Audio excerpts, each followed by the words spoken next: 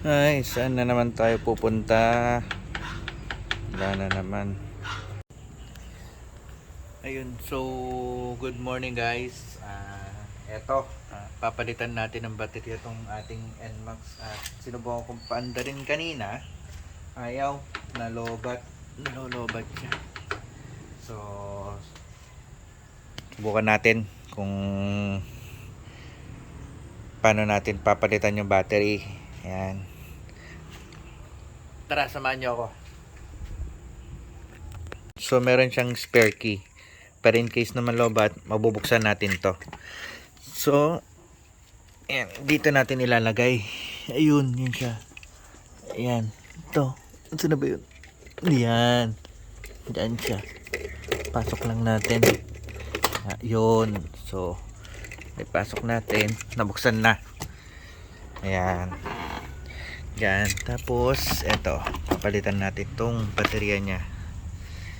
Ayan. Ayan. So, baklasin muna natin. Ayan.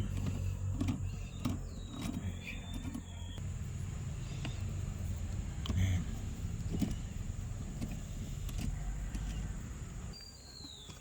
Nagalin natin.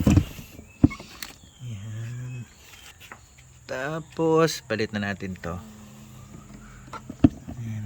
So, mas maganda talaga may spare kayong battery. Para in case na magka-problema at malobat kayo, may pampalit kayo agad.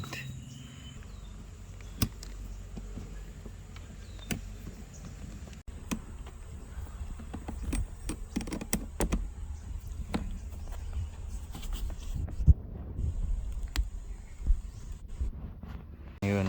So, nilagay na natin battery.